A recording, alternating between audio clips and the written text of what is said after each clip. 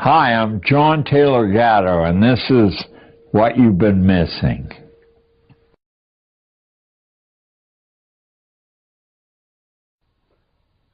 Nothing in the world can take the place of persistence. Talent will not. Nothing is more common than unsuccessful men with talent. Genius will not. Unrewarded genius is almost a proverb. Education will not. The world is full of educated derelicts. Persistence and determination alone are omnipotent. The slogan, "Press on," has solved and always will solve the problems of the human race. Calvin Coolidge, 1933. Greetings and welcome. I'm your host and navigator, Richard Grove, and this is a very special interview episode of What You've Been Missing, featuring the gentle tone, scholarly insights, and wealth of wisdom that combines in the form of John Taylor Gatto, the legendary educator, author, and icon of liberty who offers a lifetime of perspectives on the origins, intentions, and destiny of the compulsory public school system. This 5-hour journey represents a landmark in American history and was filmed over 2 days on July 4th weekend 2011 in the Constitution State of Connecticut. This is a comprehensive interview session which not only memorializes John's life's work, but also embodies a return of our birthright as human beings. Truly an event which is relevant and relative to each and every one of us. This message applies to children and adults, parents and grandparents, students and teachers, administrators and politicians, blue collar, white collar, no collar. Everyone who uses words and symbols to meet their needs, everyone who depends on accurate information to thrive and survive in this world. The purpose of this interview with John is to provide each and every individual with the essential facts which pertain to our survival here on Earth, both as individuals and as a species, and yet have been censored from our public schooling. The envisioned outcome would be for each and every human being to possess the knowledge and understanding which allows them to exercise intellectual self-defense and self-liberty, thereby succeeding in pursuing and attaining happiness. It's designed to be shared and studied by individuals and groups to provide the evidence, organize the ideas, and facilitate the constructive conversations and actions necessary to address the root causes of our ever-growing incoherence as human beings. Since this interview contains over 200 footnotes and references and discusses the contents of more than 30 classic books essential to understanding life here on Earth, I would humbly recommend that your first viewing be invested into just soaking in this information and consider it for yourself, and after thinking about it, to then view it again with the intent of looking up the references to embolden your understanding and clarify the focus of your new, expanded perspectives.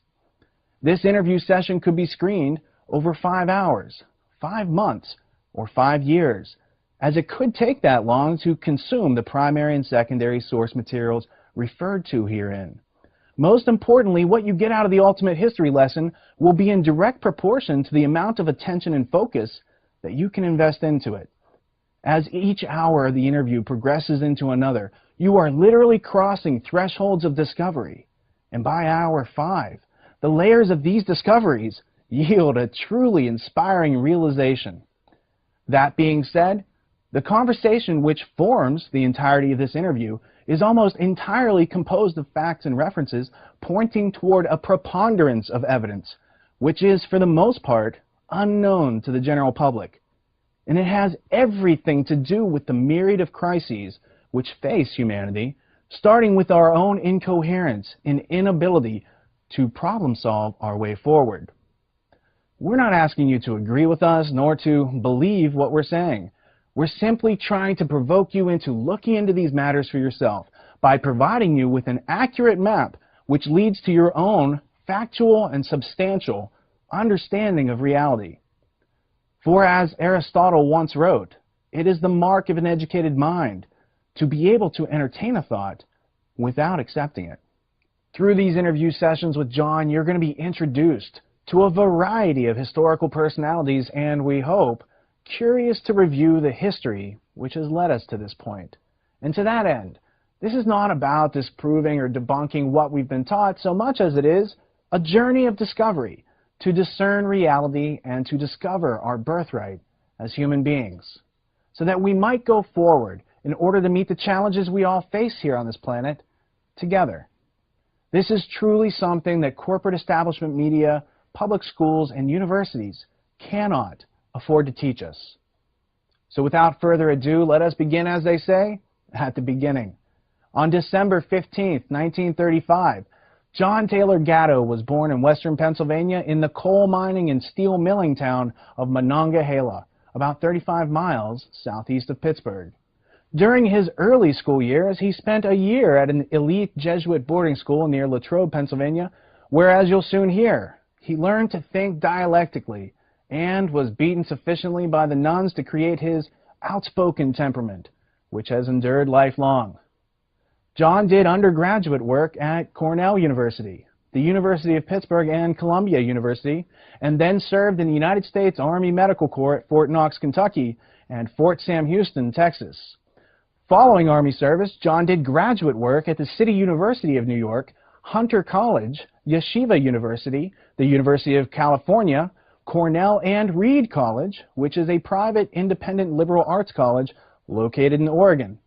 Like many famous American iconoclasts, John first honed his skills in a variety of professions before finding his talent for teaching, which proves to be his real gift to this world.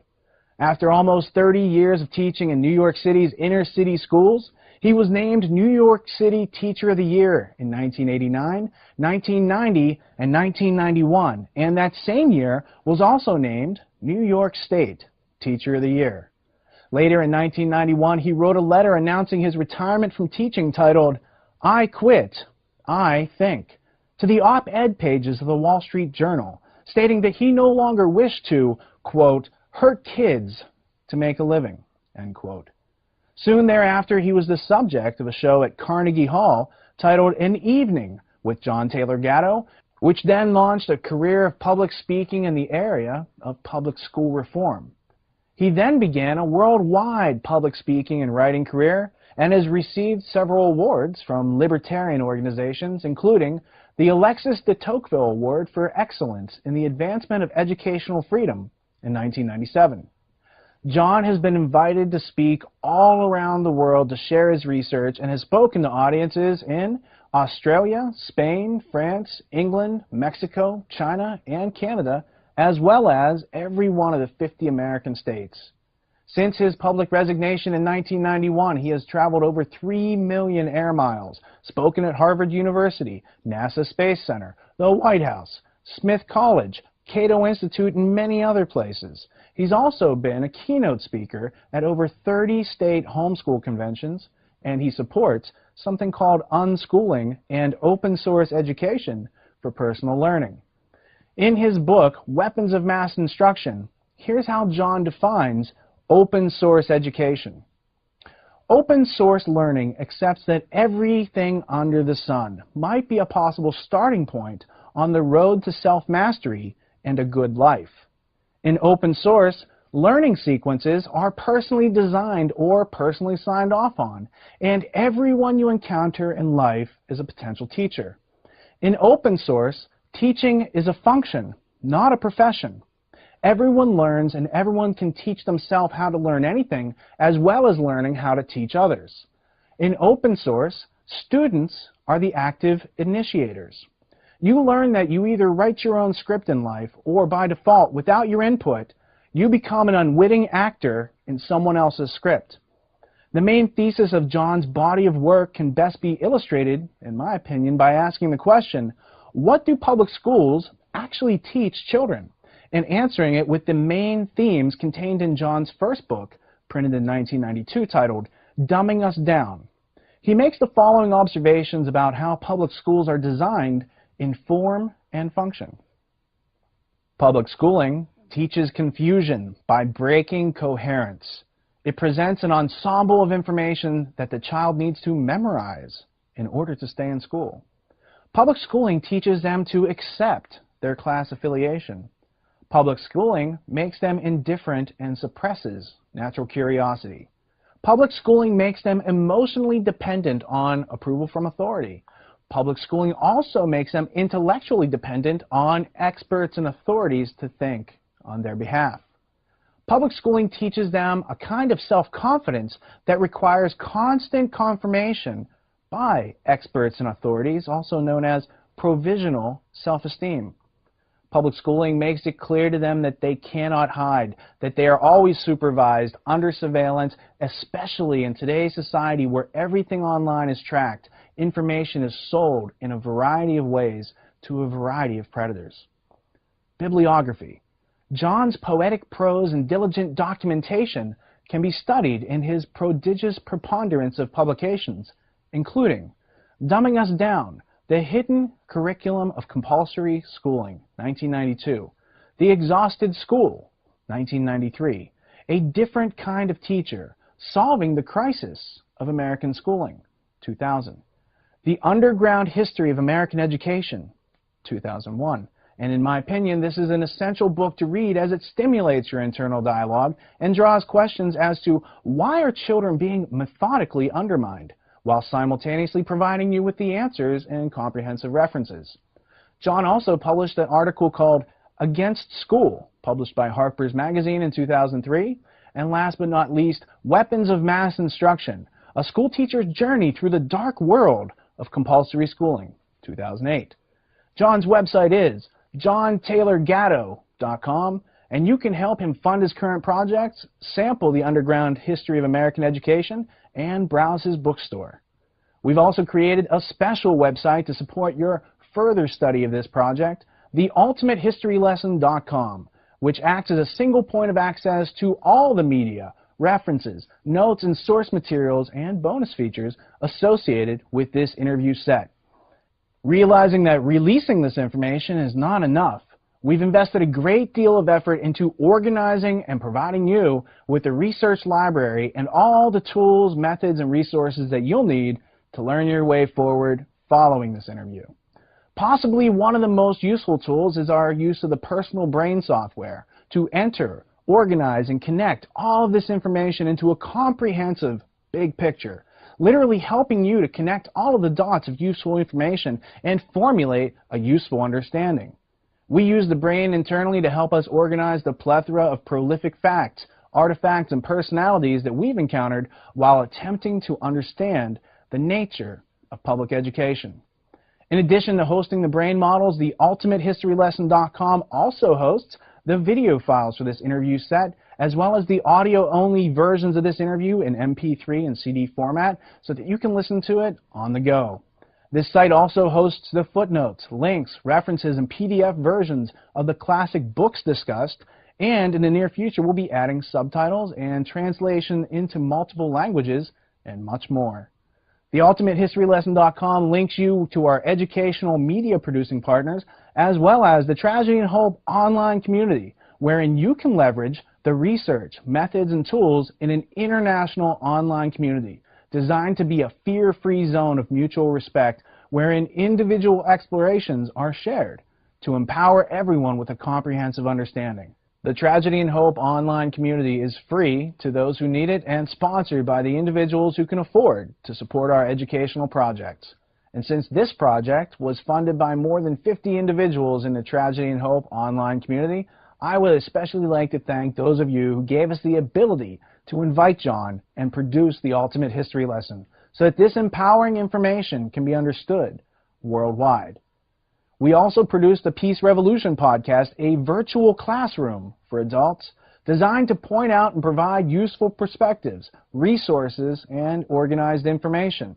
Each episode contains a subject of study essential to understanding a comprehensive view of reality, all of which is focused on providing you with the history, contextual information, and references, and the various methods and tools so that you can learn for yourself that which public schools cannot afford to provide. Specifically, we've produced episodes 41 through 45 of the Peace Revolution podcast, which feature all 5 hours of this interview coupled with historical analysis and commentary, which we provide to help you really understand what's being said. These episodes amount to another 15 hours of educational content, which is also available on theultimatehistorylesson.com, providing you with the metaphorical handles, if you will, so that you can grasp this material and use it to your own advantage in everyday life. Unlike any other interview you've ever witnessed, the conclusion of the Ultimate History Lesson is actually the starting point on your own personal journey of discovery. Due to the fact that we're trying to do something that hasn't yet been done, I've edited each hour of this interview such that from the crack of the slate until the end of the tape, you're witnessing John in a natural and forthright representation of his presence, and nothing he states in the coming hours has been taken out of order, out of context, or otherwise adjusted for theatrical purposes, as I feel that it would not be to anyone's benefit to change the flow of energy as it happened. These interview sessions are designed to resurrect your curiosity, stimulate your use of reason, inspire you to look around, provoke you into asking questions, sparking your creativity and your inventiveness, igniting the solution-making process in each and every one of us. Its function is to provide you with a ramp to learning, discussion, respectful debate, and compassionate forms of communication, as well as constructive action. Here's hour one of our interview with John Taylor Gatto. It's time to begin the Ultimate History Lesson. Thank you for tuning in and not dropping out.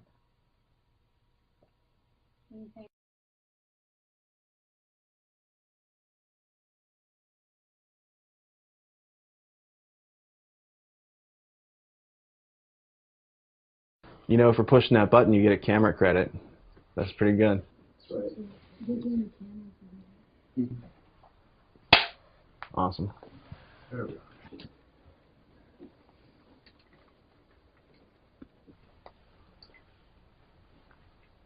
go.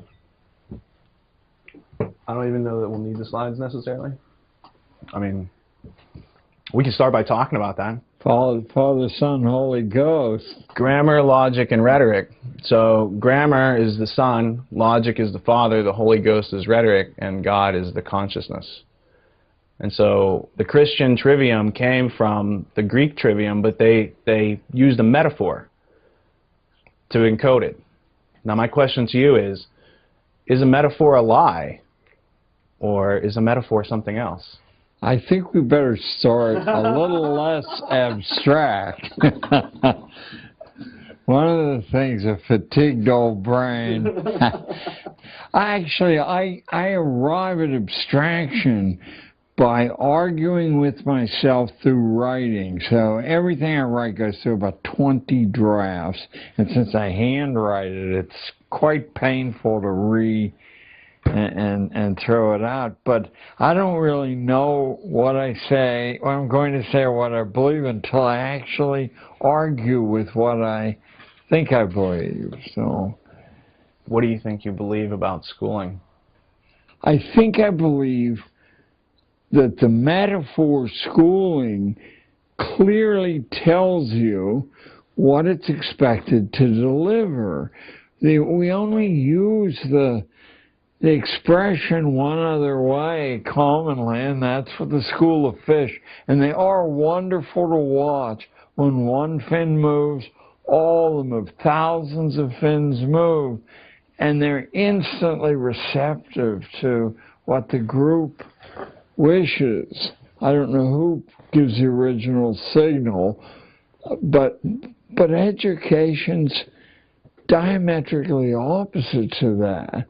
I think it starts with the assumption that we get from a fingerprint or from DNA that no two people are alike, and that the ultimate realization of yourself is to find that uniqueness where your apparent physical resemblance to everybody else sort of dissolves as an illusion, and you stand absolutely alone, or you can select when you want to be part of a larger group.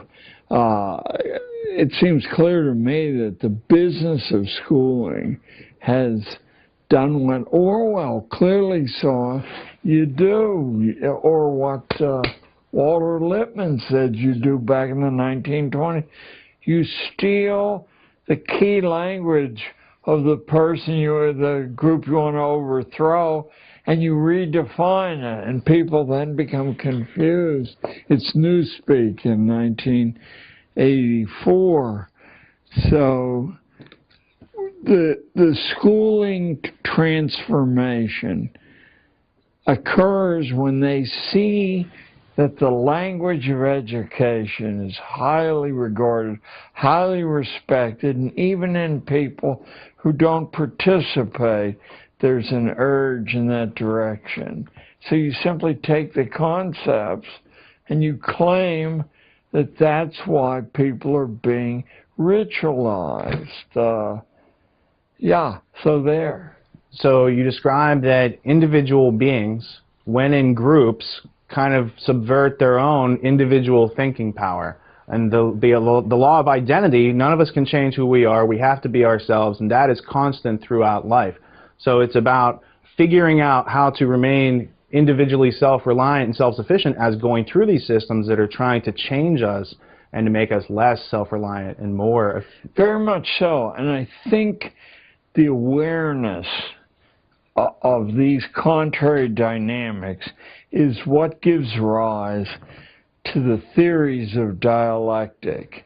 I mean, Aristotle all the way through history, the variety of them, but they participate in the same way, is essentially asking you for your own self-defense, not to assume that what anyone says, especially as they climb the authority ladder, is the truth.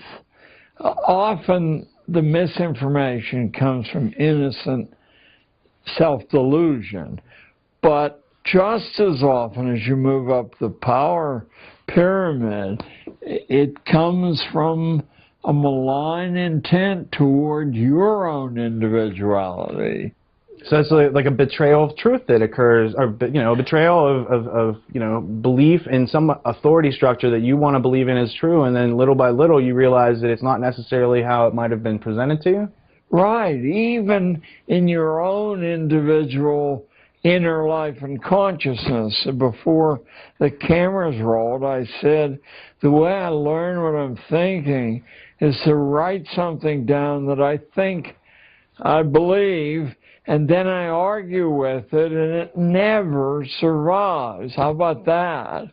Now, what scares me is that when I go back to it year after year, most of it doesn't survive. I mean, it takes years before I get to a core and I say, I'm not personally capable of moving beyond this thing, so that we're so well conditioned from infancy not to see the truth or relate the truth, but to shave it, that the first step in reaching for an education, I think, is to mistrust what you most are certain of, to mistrust that. Now, it may survive, but it needs tested not once until you're exhausted from testing it. Is the school system designed to get kids to grow into a thriving, self-responsible, self-reliant adult? Or is it to whittle away curiosity and to kind of stop them from thinking for themselves? It's certainly not the former in any way, for the simple reason that throughout history, management doesn't know how to manage independent units, even partially independent units. Why shouldn't we ask, and any school people watching your film should begin immediately to ask politely, why are we doing it? It's a question you never hear because it's heresy. I mean, the beleaguered classroom teacher doesn't know why he or she's doing that. They're told to do it. Maybe they can give it 5% personal spin. That's why they're doing it. Does it make sense for this particular life that's asking the question?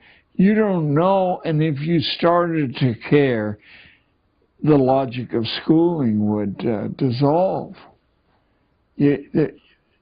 No one is able. You can answer the question for yourself.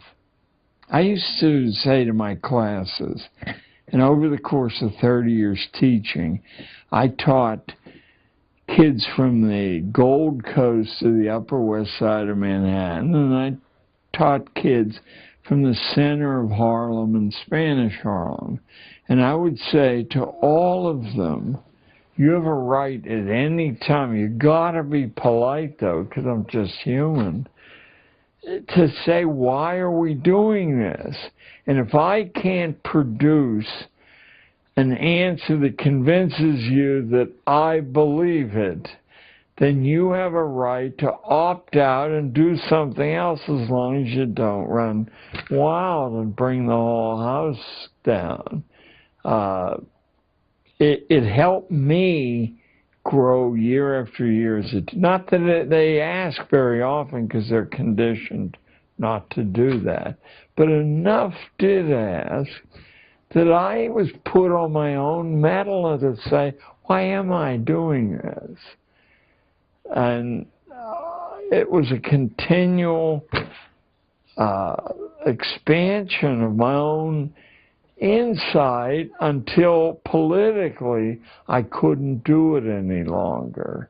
The school, oddly enough, made me so internally famous that it drew extra attention, and my system couldn't survive under the scrutiny, because they would see the disparity between what I was doing and what the protocols were.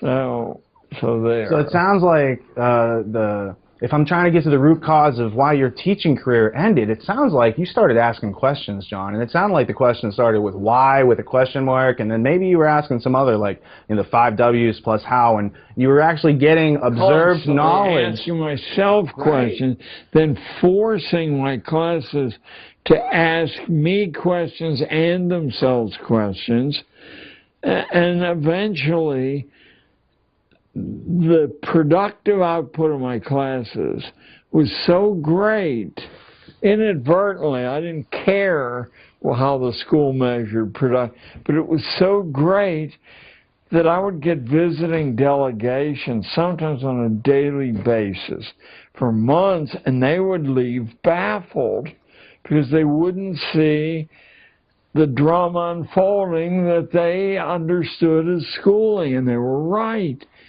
It was less and less schooling, and eventually the pressure became impossible, since I set out at the beginning of the year with an inner intention, if I had 120 kids, to have 120 individually written curricula. I never succeeded totally, but I got close enough that when the principal would drop by and only find 9 people in class and say, where are the rest, that I ran out of strategies to explain where the rest were.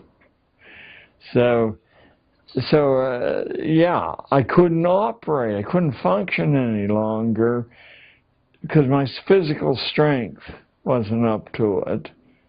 So how did part of the strength of your actual teaching come from releasing children from the classroom and letting them go out in the world and actually gain some useful experience? Huge amounts of it came from releasing anyone who had an independent course to follow, becoming that boy or girl's assistant, always with the mother's permission, because they couldn't deal with that kind of additional political pressure.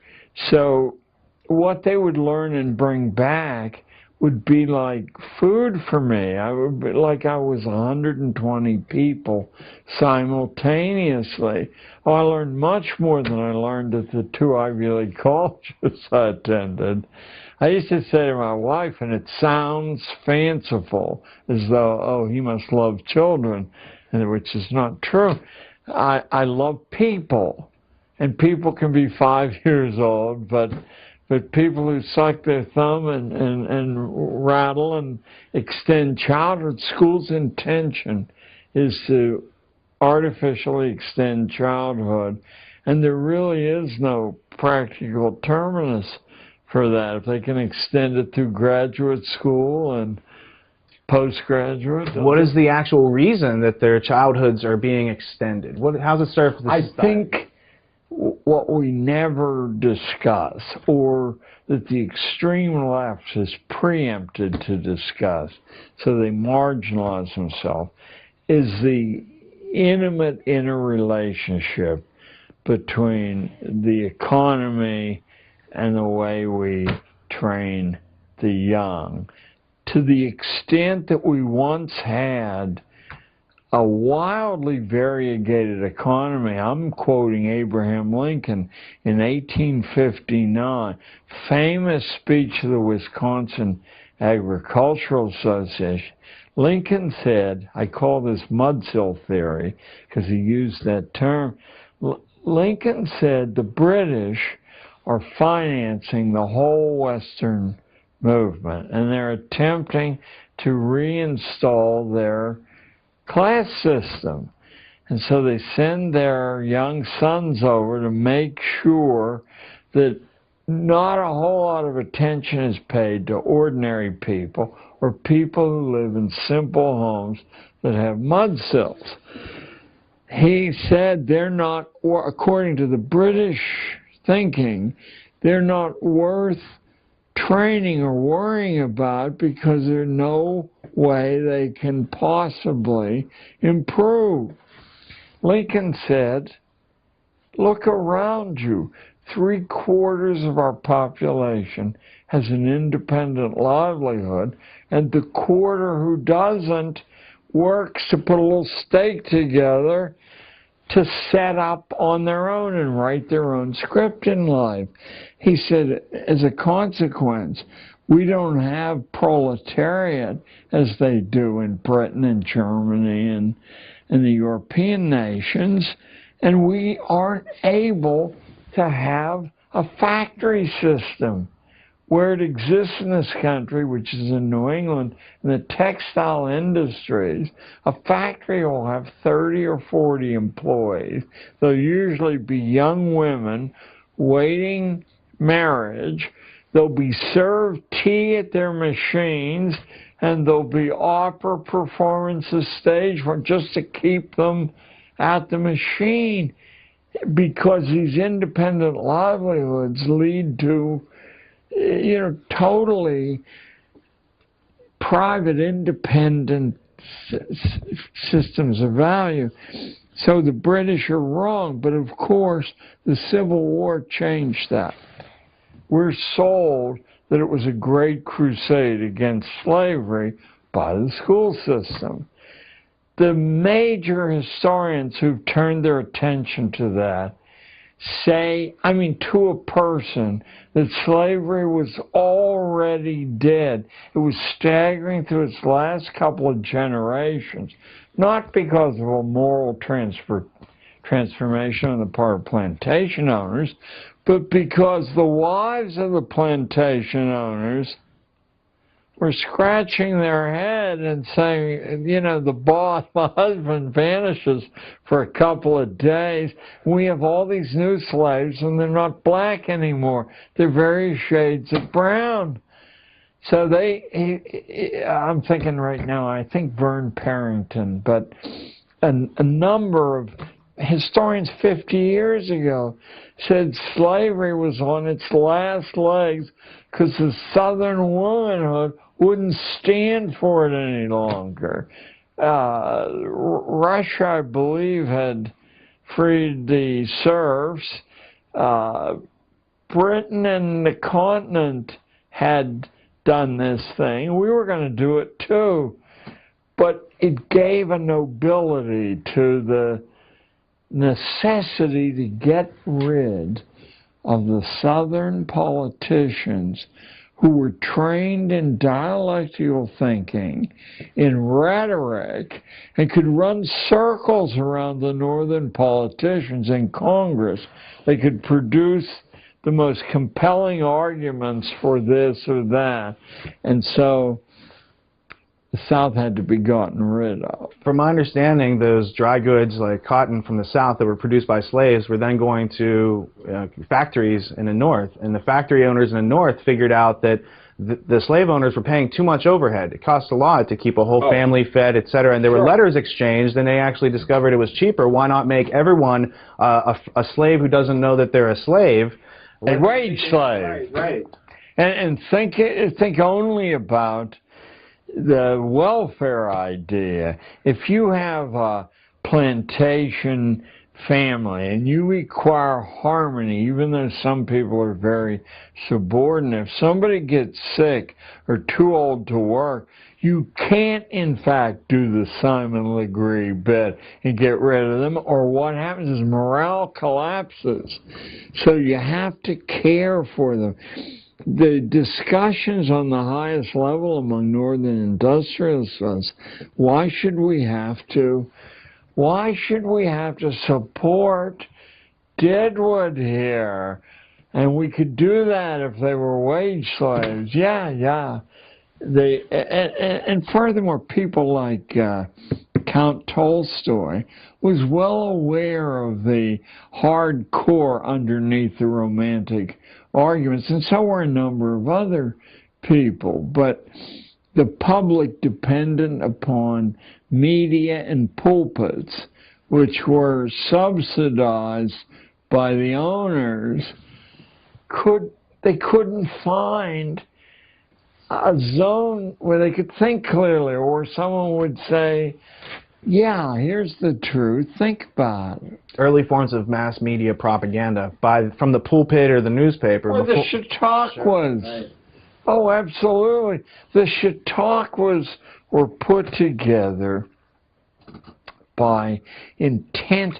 The family that began Harper's Publishers and had the very prestigious journal of the time, Harper's Weekly. Louis Lapham, the Lapham family? Well, Lapham's a very latter day. His grandfather was in charge of Harper's, though, and he was mayor of San Francisco, I believe. Mayor, he was, when the UN came in, and he told me that his boyhood was filled with foreign dignitaries in the home as house guests, or throwing back a glass of wine. So you can actually trace the small number of families behind the Chautauquas, which were the most compelling mass media of the day. And you'd hear about what was going on in Boston, out in Cincinnati, and you'd want that. And selectively, ideas and ways of thinking were introduced to the best people, and they used their local prestige to make sure that, it's a natural process. So what we got was a second American Revolution between, 1865 and about 1910. This time the British won again, but they didn't win by force of arms, but by force of insight into the way opinion is created. And when the skilled workers who had intense pride and really were the key to the prosperity of early industrial operation, commercial operation, when the skilled workers understood their power, then industry and commerce were mechanized intensely, and you wiped out the need for skill. You took less quality, but now you had less contention, less argument. Carnegie was instrumental in eliminating the influence of skilled labor, and it continued right through the 20th century. What influence have the Rockefellers had on organized labor, skilled labor, education? the Rockefeller family can actually be traced way back in Dutch history.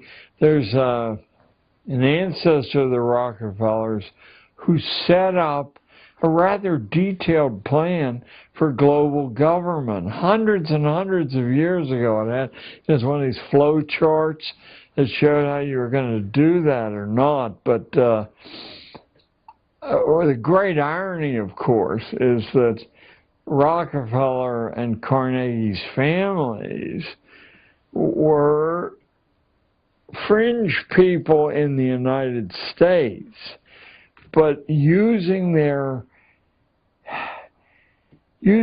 brilliant insight into leverage and how it works, both were able to take nothing and pyramid it into quite a bit. Rockefeller actually, his father, I believe, but it may have been his grandfather, fled a rape charge, sort of like Strauss-Kahn's up in Bainbridge, New York.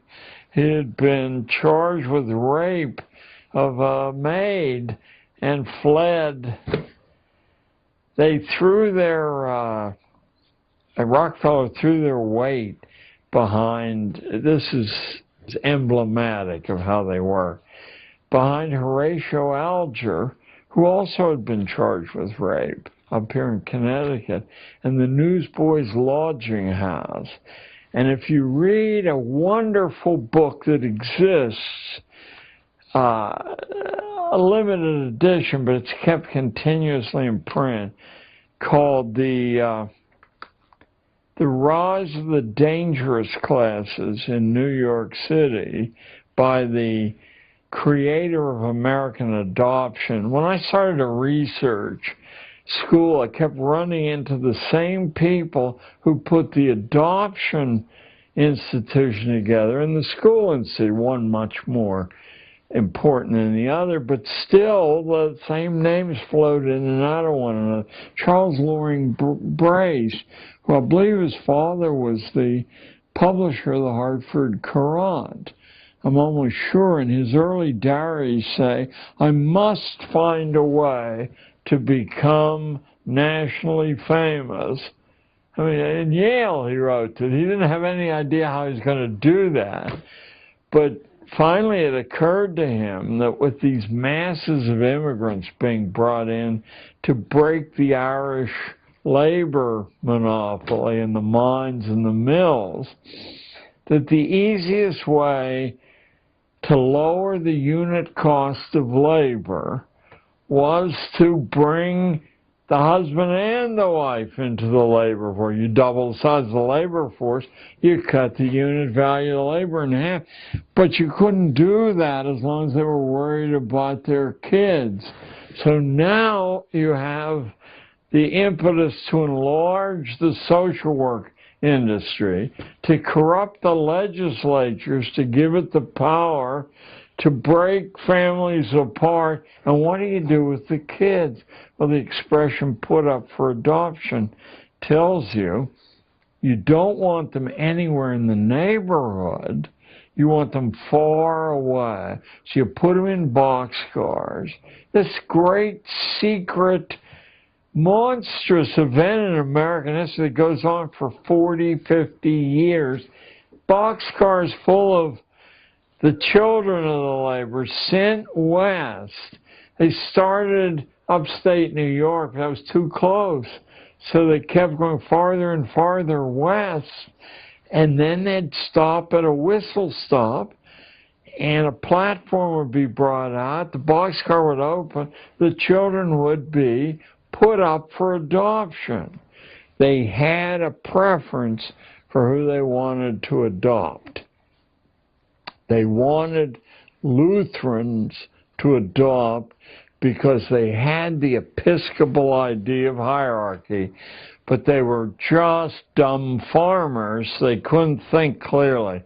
Here was free labor, hey, and that will end the future career of these immigrants. What stopped putting children up for adoption was the police chiefs of the West. I think the year was 1888, but give me a few years either way. They wrote a stinging attack on this practice, not on moral grounds, but they said crime is everywhere in the West. And if you go to the psychological abstracts, you'll find that an enormous number of adopted children, for example, 6 of the 10 leading mass murderers in American history, but all forms of crime, because when you break the bond with the natural, you can't put substitutes in place. Again, not morally. There's a recent physiological theory called mirror neurons, that you learn to use your own biological equipment by watching people who have the same or nearly identical biological. When you remove that, even if the family that you're transferred to has money and savoir-faire and civil, they're more civil, doesn't matter. You're actually imitating things that your physiology can accommodate. As a consequence, you get incrementally more and more crazed inside and angry. One of the things, of course, school does is it prevents these kind of connections between different areas from occurring. That's what the short answer test is about. And Oxford and Cambridge got rid of it 100 years ago. 100 years ago, because they said people who do well on short answer tests, they memorize bits of information, but they don't connect the bits of information. And when they seem to be able to connect the bits of information, it's because they've memorized someone else's connections. The better the school, the more sets of connections you memorize. But you can't do that for yourself. You know, it's like these machines. You guys are all too young to remember. They used to sell machines that would relieve the stress of lifting weights. You'd put the weight in your hand, but the machine would lift your arm in the way. Only trouble was your muscle knew the difference. But the people buying the machinery didn't. Well, it looks exactly the same. Anyway, put me back on course here. Is there any connection between frustration and aggression? And what effect does schooling have on that? Well, you answer your own question by asking it. I mean, the connection's intimate. School removes your volition in all important ways. Even who you speak to are not the arts of association as valuable or more valuable than anything else you learn when you're young. I read how executive hiring is done, and it almost never has to do with your training in whatever you're being hired for. Is this the kind, I'm thinking of Apple now, I believe. Is this the person we would like to have around 3 years from now? Have bend an elbow with, or play golf with, or just talk with. I mean, and that's why you're passed from set of executives, so they can sign off, yeah, he's okay, you know, we can, but we don't tell kids that, right? It's people who have the highest grade point average and the highest SAT scores. Well, I spent an hour, not so long ago, within 10 years, with the admissions officer for Harvard College, and about 30 years ago, an hour with the admissions director at Princeton. And let me tell you, their polite dismissal of grades and SAT scores was intimidating to listen to, as if You'd have to be crazy to let somebody in. Let me see if I can condense how you get into Harvard or Princeton. Of course, you get into both by donating a building, but how do other people get in? They're being analyzed on the basis of their ability to either become wealthy or famous. Either one will work. Famous, like wearing a billboard saying, I went to Princeton. There's that actress Jodie Foster, I went to Princeton. Look at where the rest of the actors and directors went. They didn't go anywhere, but Jodie did, so that's one we hear about. The Harvard lady said, we look for a record of excellence. And what does excellence consist of? It's sometime in the first 18 years of your life, figuring out how to add value to the people around you. Although she didn't say this, in a way that catches public attention. So you might walk across the United States or bicycle the perimeter of the country or row across the Atlantic Ocean. Those are physical ways. You might start a little charity or set up some weather service or some pollution monitoring around Hartford. There are a substantial number, a small fraction, but a substantial number of kids doing this as we sit here. They're writing a record of being able to add value to the community around them. And then the other fellow, the Princeton guy, said the same thing in different words. I asked him, this about 68 roughly. I asked him, what part of a resume submitted do you look at first? And the answer metaphorically caused my jaw to open. Hobbies, he said.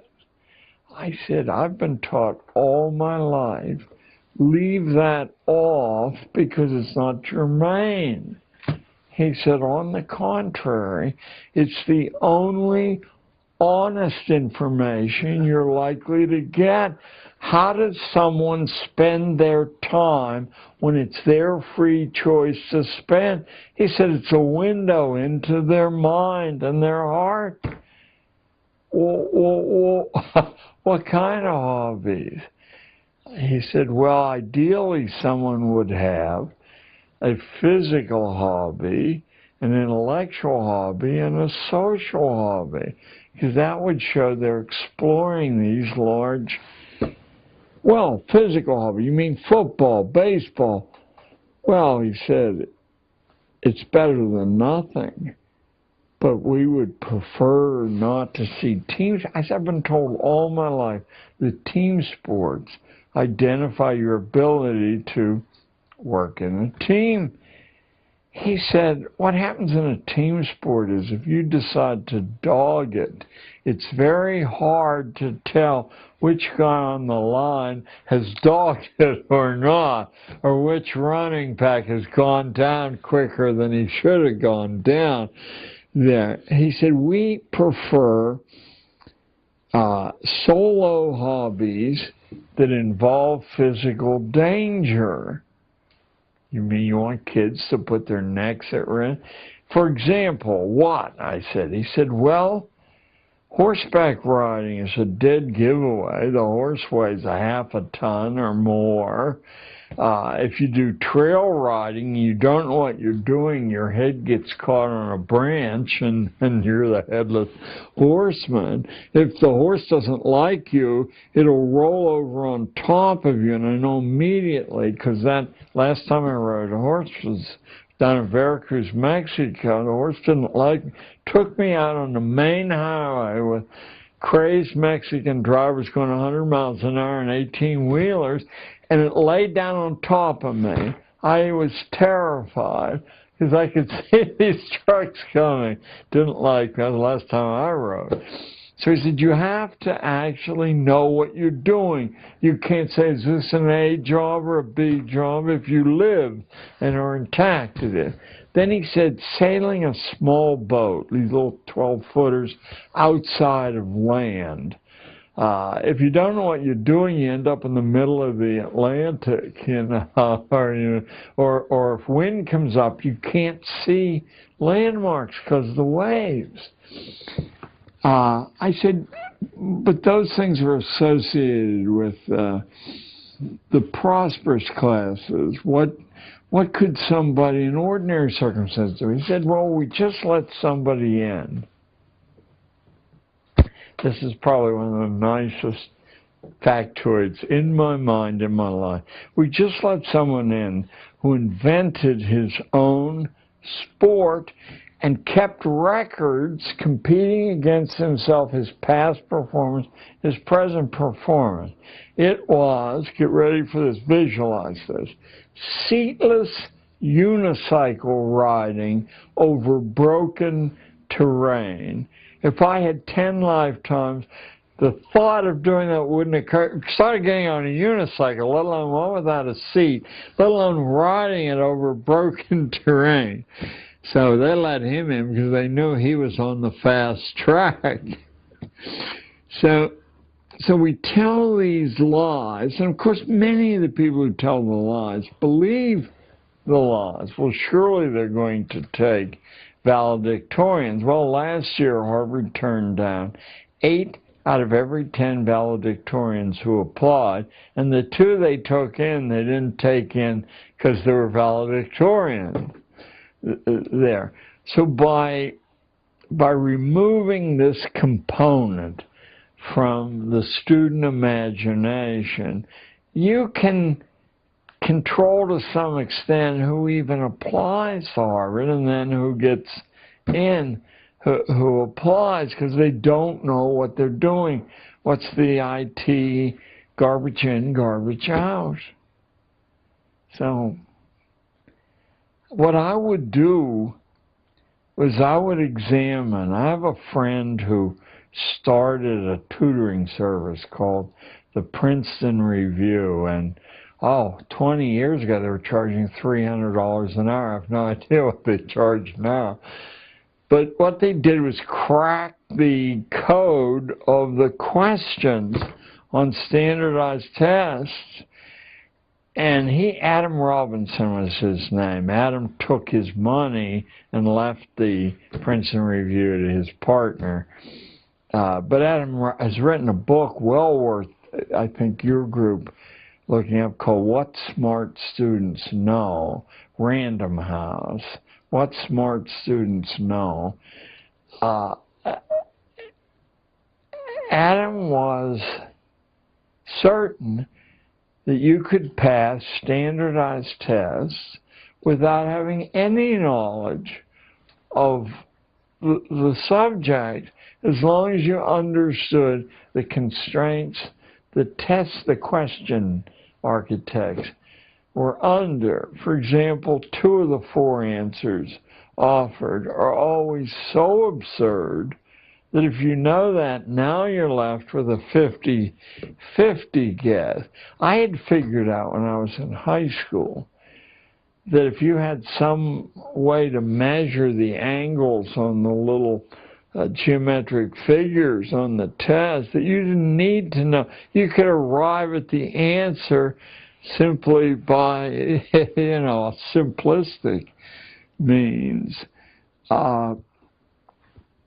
The evidence that all of us know standardized tests don't measure what they claim to measure is that nobody, I mean nobody you encounter on the upper reaches of society would dream of hiring somebody on the basis of those tests or in grade point averages.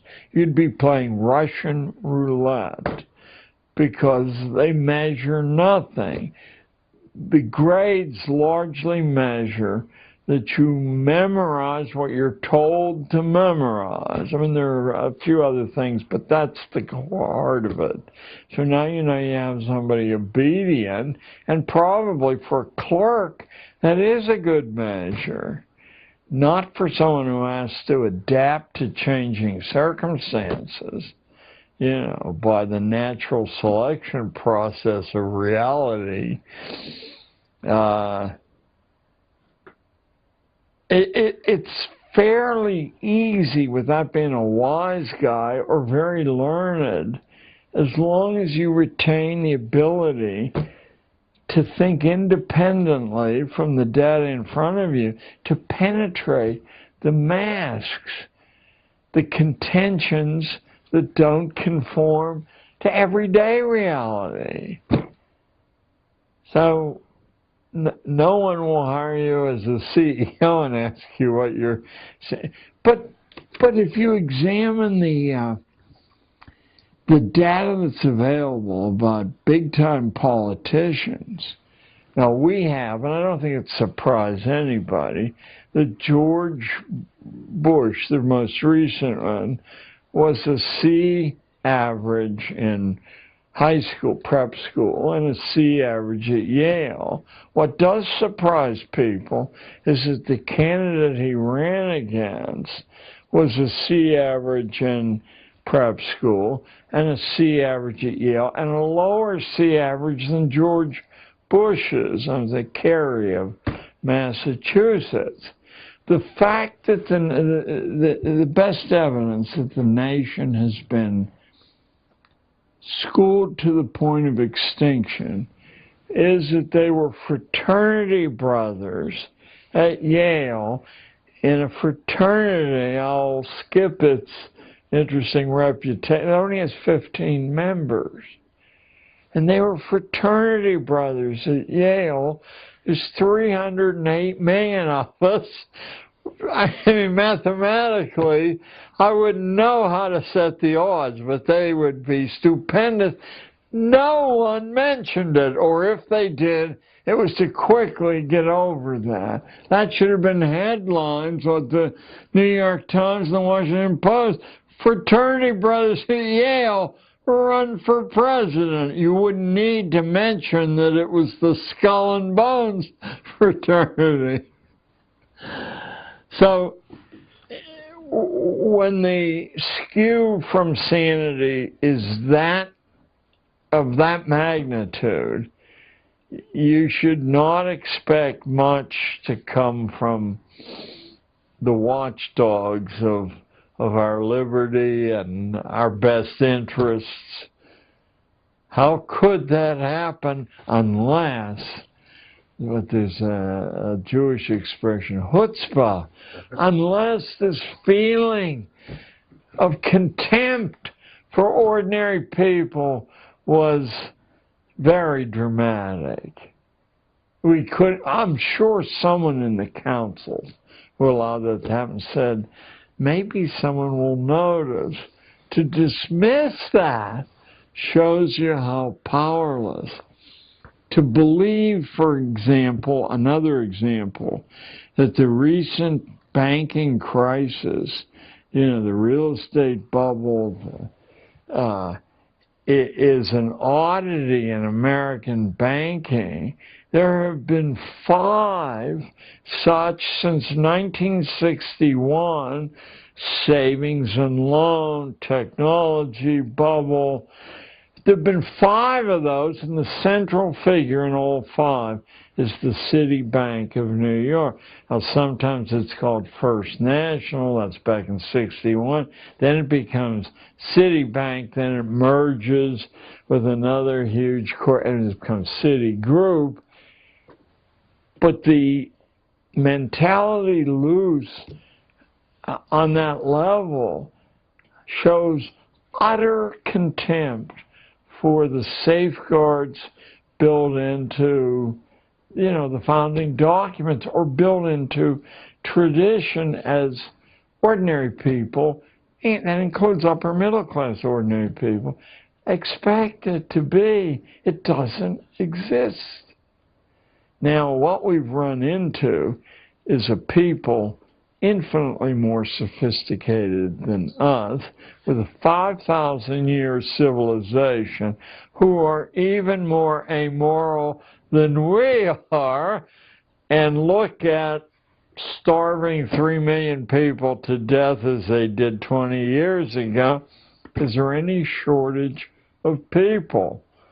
I mean, they're already running circles. I've spoken in China half a dozen times for various groups, and the Chinese government is a little bit worried, not a lot, that their system of schooling, very like ours, except more disciplined, it seems to constrain the inventive imagination.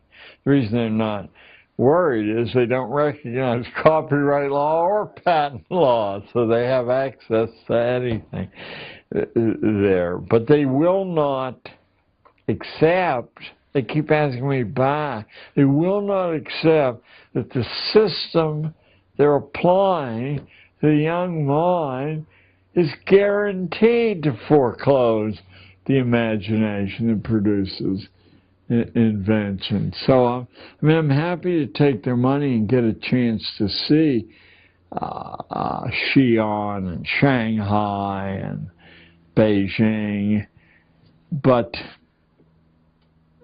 they will follow the course we follow. It'll just take a little bit longer, that's all. Your turn. In China, they have the outcome-based education system, but they're seeking to tweak it so that they can kind of improve it. They said that we want to keep our people under control, but we want them to be more creative and productive and efficient and happy while they're doing it, right? Now, the question is, if America has become more incoherent, wouldn't that be a function of the Prussian education system, outcome-based education, being used to control the workers and make more profits, and now it's just run its course? It's run its course. We're exhausted now.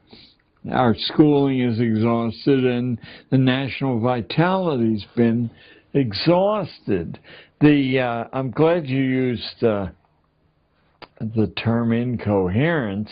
About 3 or 4 years ago, the Financial Times of London, on the editorial page, accused us of being you may have read the same piece I did, an incoherent society, that we had lost a reason to be a nation at all, because subsidizing bankers and drug companies wasn't a sufficient reason to proceed in history. Yeah, we're incoherent. We don't, nation comes from the root family, and we no longer have a concern other than a rhetorical concern with one another. I mean, obviously there are many individual exceptions to that, but the government clearly has no such concern. We have evolved an economy that depends upon constant warfare.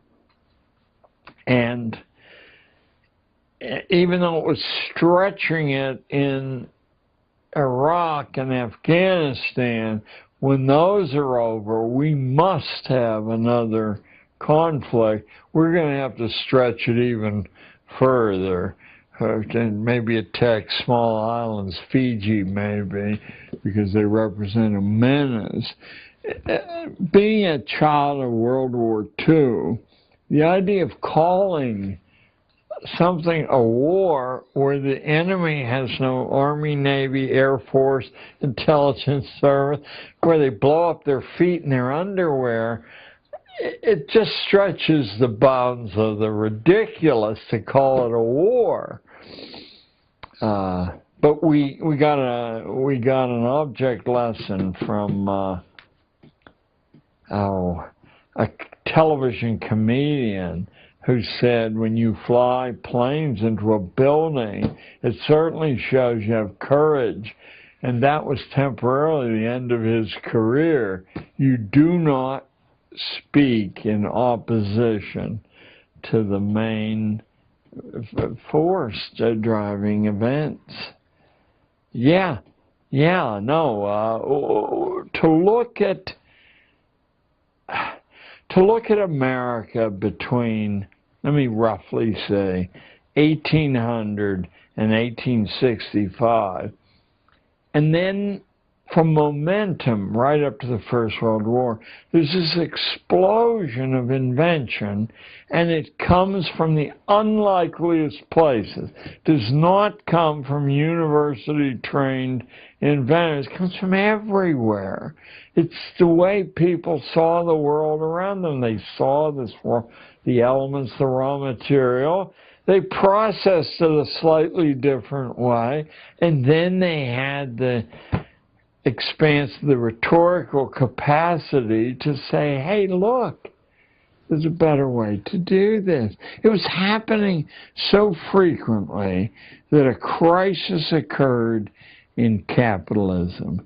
And without understanding this crisis, you really can't understand why our schools are the product of the Rockefeller family, the Carnegie family, the Astor family, the Vanderbilt family, the great capitalist families. They understood that the real problem in successful capitalism is assembling capital, getting people to give you their savings on the promise that you'll give them more back. But if you have people in an inventive matrix who can look at the way the expensive businesses doing things open up across the street and either do it cheaper or better or simply open up somewhere else where no one is doing it, capital is always at great risk. So oddly enough, I don't want to claim credit for what really is a brilliant insight, but I want to crave credit. It was openly discussed, let me say, from 1880 to 1900. We were being forcibly converted from an economy of small farmers, small engineers, entrepreneurs, into a corporate economy. And these men doing it, they weren't intellectual dumbcoffs. They could see that as long as the American inventiveness was loose like a wild beast, they were going to have a lot of trouble pulling. Someone would say, but I saw, Jack, and he went belly up. So Prussian schooling, which had, for a different reason, had been out to destroy the imagination. And let me say to anyone listening to this, when someone makes a reckless statement like that, you make sure they can document it. And I will document it as long as you're willing to walk to your local public library. Because in every public library worth its salt in the United States, and in every college library, you will find a collection of essays by a Prussian philosopher, Johann Fichte, who was the immediate heir to the University of Berlin's philosophy department, which had been under Immanuel Kant.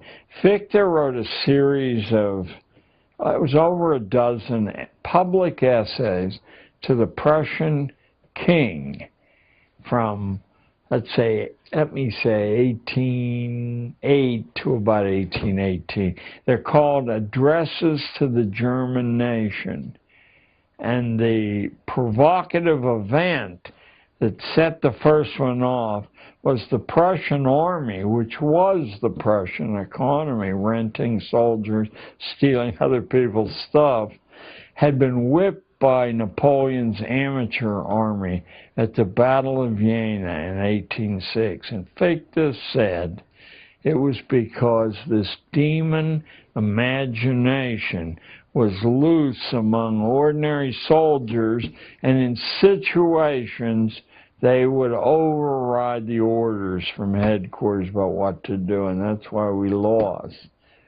Now, what should fascinate anyone listening is That's exactly what the so-called liberal philosopher Spinoza in Holland had said in 1690 in a book called Tractatus